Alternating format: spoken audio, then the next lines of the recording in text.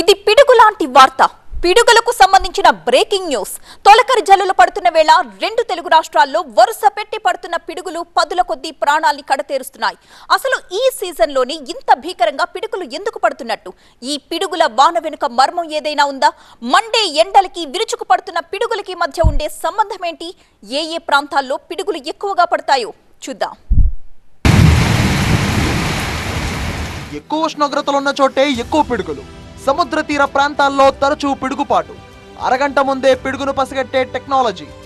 ఋతుపవనాల రాకకు ముందే పిడుగుల వాన. వానాకాలం మొదలైంది. ఈదురుగాలులు, కుండపోత వర్షాలే కాదు, వాటితో పాటు ఉరుములతో కూడిన మెరుపులు, చెవులకు చిల్లుపడే శబ్దాలతో పిడుగులు నెత్తినపడి నిండు ప్రాణాలు గాల్లో కలిసిపోతున్నాయి. తెలంగాణలో నెలన్నర గ్యాప్ లో 36 మందిని బలిగొంది పిడుగుబాటు. ఈ నెల 6వ తేదీన ఒక్కరోజే 9 మంది ప్రాణాలు తీశాయి ఈ మాయదారి పిడుగులు. ఏపీలోనూ ఇదే సీన్. రాయలసీమ, కోస్తా జిల్లాల్లో పదుల సంఖ్యలో జనం పిడుగుపాటుతో మృత్యువాత పడుతున్నారు.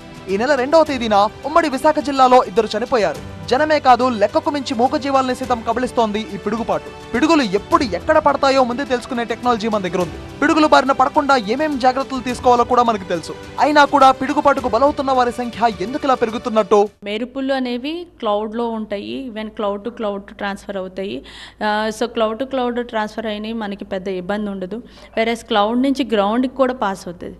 సో అదే పిడుగుపాటు కింద వస్తుంది అనమాట. ఈ ఎనర్జీ చాలా ఎక్కువ ఉంటుంది. ఇక ఈవెన్ 1000-2000 వాట్స్ అలా ఉంటుంది. ప్రీ మాన్సూన్ సీజన్ అంటే ఇంకా నైరుతి ఋతుపవనాలు ప్రవేశించిన ప్రాంతం అంతా కూడా ఇంకా ఈ క్లౌడీ వేడి ఒక్కపోత వాతావరణంతో క్లౌడ్స్ డెవలప్ అవడం, అక్కడ మనకి బాగా ఉరుములు మెరుపులతో కూడినటువంటి జల్లులు. ఈవెన్ ప్రీ మాన్సూన్ సీజన్ అంటే మార్చ్ టు మే వరకే. అయితే మే నుంచి ఇంకా జూన్ వరకు కూడా సమ్టైమ్స్ ఉన్న వేడి వాతావరణాన్ని బట్టి ఈ యొక్క ఉరుముల మెరుపులు ఉండే అవకాశం ఉంది.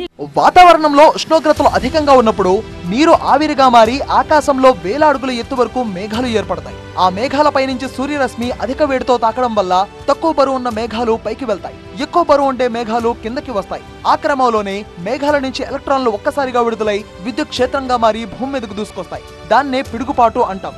అధిక ఉష్ణోగ్రతలు ఉండే సముద్ర తీర ప్రాంతాల్లోనే పిడుగులు ఎక్కువగా పడతాయట. వీటికి థండర్స్టార్మ్స్ రావడానికి కారణం ఏంటంటే ఎక్కువ టెంపరేచర్ ఉండటం, రెండవది మాయిశ్చర్ సప్లై ఎక్కువగా ఉండటం, తర్వాత మూడవది ఏంటంటే డీప్ ల్యాబ్స్ రేట్ ఉండటం. అంటే ఎక్కువ ల్యాబ్స్ రేట్ ఉండటం అంటే టెంపరేచరు పైకి వెళ్ళి కొద్ది కూడా తగ్గుతూ ఉంటుంది. అది డీప్గా ఉన్నప్పుడు వెర్టికల్లీ ఎక్స్టెండెడ్ క్లౌడ్స్ ఏర్పడుతూ ఉంటాయి. వీటిని మనం క్యూములోనింబస్ క్లౌడ్స్ అని చెప్తూ ఉంటాం. ఈ క్యూములోనింబస్ క్లౌడ్స్లో ఛార్జ్ సెపరేషన్ ఉంటుంది. Positive charge, negative charge discharge అవుతూ ఉంటుంది. అంటే మనకి డిశ్చార్జ్ అయినప్పుడు ఏమవుతున్నట్టు మెరుపులు, తర్వాత దానివల్ల ఎక్కువ టెంపరేచర్ పెరుగుతూ ఉంటుంది దానివల్ల సడన్గానే.